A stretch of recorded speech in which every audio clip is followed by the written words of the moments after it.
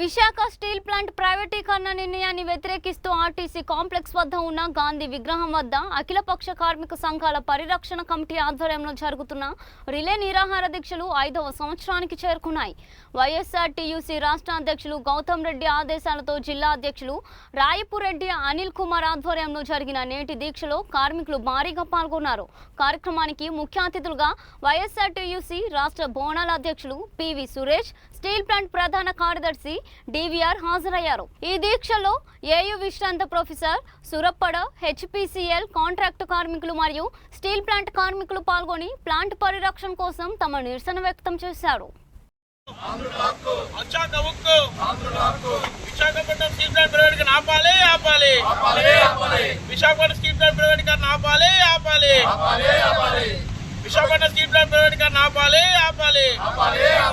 కాపాడుకుంటాం Visakhapatnam steel plant ను కాపాడుకుందాం. Visakhapatnam steel plant ను కాపాడుకుందాం. తొలగించిన కాంట్రాక్ట్ కార్మికులు వెంటనే విధుల్లోకి తీసుకోవాలి.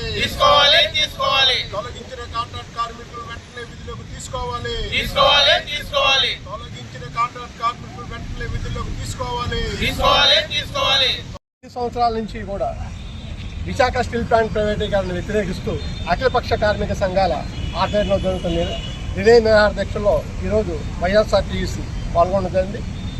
ఈరోజు ఈ కార్యక్రమం జిల్లా అధ్యక్షులు అనిల్ కుమార్ ఆధ్వర్యంలో, ముఖ్య అతిథులుగా నేను సురేష్ జోనల్ అధ్యక్షుడిని, అదేవిధంగా steel plant general secretary DVR గారు, అదేవిధంగా తదితర నాయకులు, కార్మిక సోదరులు, నాయకులు కూడా పాల్గొనడం జరిగింది. ముఖ్యంగా మా అందరి ఉద్దేశం ఒకే ఒకటి, ఏదైతే కేంద్ర రాష్ట్ర ప్రభుత్వాలు 2021 జనవరిలో ఒక నిర్ణయం తీసుకున్నారు దీపం పథకం కింద 100% డిజిటలైజేషన్. దానికి ఏదైతే ఎఫ్ఐఎస్ కమిటీ ఉందో దాని అధ్యక్షులు ఎవరు? ప్రధానమంత్రి మోడీ గారు అధ్యక్షత ఉన్న ఎఫ్ఐఎస్ కమిటీ తీసుకున్న నిర్ణయాన్ని వెంటనే వెనక్కి తీసుకోవాలి. ఇక్కడ ఏం చెప్తున్నారు? స్టీల్ ప్లాంట్కి మంత్రులు వచ్చి, కేంద్ర మంత్రులు వచ్చి స్టీల్ ప్లాంట్ ప్రైవేటీకరణ జరగదు, ఆగిపోయింది అంటున్నారు. మరి ఆగిపోయిందని చెప్తున్నప్పుడు కేంద్ర ప్రభుత్వం మోడీ గారి అధ్యక్షత నిర్ణయం ఏదైతే తీసుకుందో ఆ నిర్ణయాన్ని ముందుగా వెనక తీసుకుని అప్పుడు ఆగిపోయిందని చెప్తే కార్మికులు అందరూ నమ్ముతారు. అది చేయకుండా కళ్ళబొల్లి మాటలు చెప్తున్నారు కేంద్ర రాష్ట్ర ప్రభుత్వాలు. గత 5 సంవత్సరాల నుంచి కూడా అక్కడ టెంట్ వేసుకుని, స్టీల్ ప్లాంట్ దగ్గర టెంట్ వేసుకుని ఉద్యమం చేస్తుంటే ఆ టెంట్ను కూడా ఈ ప్రభుత్వం వచ్చిన తర్వాత, ముఖ్యంగా కూటమి ప్రభుత్వం వచ్చిన తర్వాత టెంట్ను తొలగించేశారు. మళ్ళీ వేసుకోవడానికి కూడా అవకాశం లేకుండా దుర్మార్గమైన ఆలోచనలు చేసి ఈ రోజుకి వేసుకోండి. మనం దీని ప్రకారం మనకు అర్థమవుతుంది ఏంటి అంటే, వీళ్ళకి ఈ స్టీల్ ప్లాంట్ నిర్వీర్యం చేయాలి. కొత్తగా స్టీల్ ప్లాంట్ ఒకటి వచ్చింది, ప్రైవేట్ స్టీల్ ప్లాంట్, దానికి ప్రయోజనాలు చేకూర్చడం కోసం నేను అడుగుతుంది ఒకటే ప్రభుత్వాన్ని, ఎప్పటి నుంచో స్టీల్ ప్లాంట్ కార్మికులు ఏం కోరుకుంటున్నారు? మాకు గనులు ఇవ్వండి. ఆ గనులు ఎవరికి ఇచ్చారండి? మెటల్ స్టీల్ ప్లాంట్కి ఇస్తారా? అంటే ప్రైవేట్ సంస్థలకు ఇస్తారా? 32 మంది ప్రాణత్యాగం చేసుకుని సాధించుకున్న స్టీల్ ప్లాంట్కి కాదని, ప్రభుత్వ స్టీల్ ప్లాంట్ని కాదని ప్రైవేటు గనుల్ని అక్కడ కేటాయించడం కానీ, వేల కోట్ల రూపాయలు వాళ్ళకి ప్రయోజనాలు వచ్చేట్టుగా చేయడం కానీ చూస్తుంటే ఈ స్టీల్ ప్లాంట్ని ఏదో విధంగా నిర్వీర్యం చేయాలి. మొన్న ఈ డిపార్ట్మెంట్స్ అన్ని యూఐ ద్వారా ఇవన్నిటిని కూడా అమ్మేస్తూ ఉన్నారు. ఒక పక్కన ఇలా చేసే పనులు ఎలా ఉన్నాయంటే, మనిషిలో పార్ట్లన్నీ సెపరేట్గా అమ్మేస్తాం, కానీ మనిషి మటుకు బెడ్ మీద పడుకోబెడతాం అన్నట్టుగా.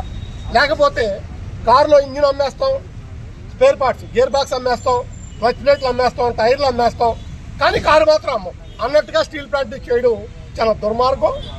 మేమందరం కోరుకునేది ఒకటే, వెంటనే అక్కడ కార్మికులకు కూడా ఈ రోజున భారీ క్యారేజీ కట్టి కాంట్రాక్ట్ కార్మికులు డ్యూటీకి వస్తాయి. వచ్చిన తర్వాత గేట్ దగ్గరికి వచ్చిన తర్వాత ఎవరైనా లోనికి వెళ్ళాలంటే పంచ్ చేయాలి. పంచ్ అవ్వదు. ఎందుకు అవ్వదంటే వాళ్ళు తీసేసారు. ఎక్కడైనా భారతదేశంలో ఎక్కడైనా ఏ సంస్థ అయినా వితౌట్ నోటీస్ కార్మికులు తీసేశారా? ఇంత దుర్మార్గంగా ఈ కేంద్ర రాష్ట్ర ప్రభుత్వాలు ప్రవర్తిస్తున్నాయి.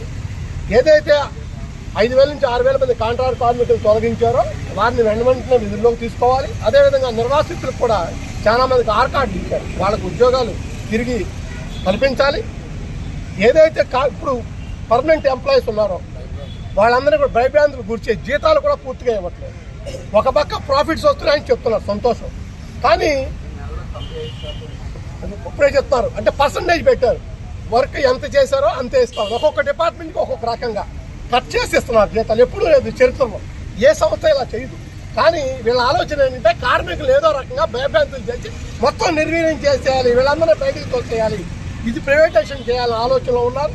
మేము ఇప్పుడు రాష్ట్ర ప్రభుత్వాన్ని ఒకటి కోరుకుంటున్నాం. ఏం కోరుకుంటున్నామంటే మన రాష్ట్ర ప్రభుత్వం ఎంపీలు కనుక లేకపోతే, కూటమి ప్రభుత్వం ఎంపీలు లేకపోతే కేంద్ర ప్రభుత్వం పడిపోయే పరిస్థితి ఉంది.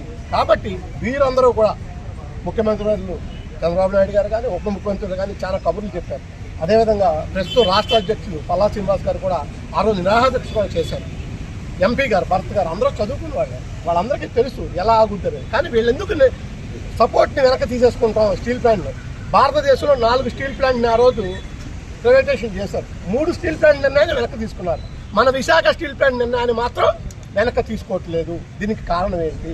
మన ఎంపీలు వాళ్ళని డిమాండ్ చేయట్లేదు. కాబట్టి మేము హంబుల్ రిక్వెస్ట్ చేస్తుంది ముఖ్యమంత్రిని కానీ వీళ్ళందరినీ కూడా, పెద్దలందరినీ, మీరందరూ గట్టిగా నిలబడి మీరు కనుక స్టీల్ ప్లాంట్ పై నిర్ణయం వెనక్కి తీసుకోకపోతే మేము మా సపోర్ట్ విత్తుగా చెప్పాలని మేము కోరుకుంటున్నాం.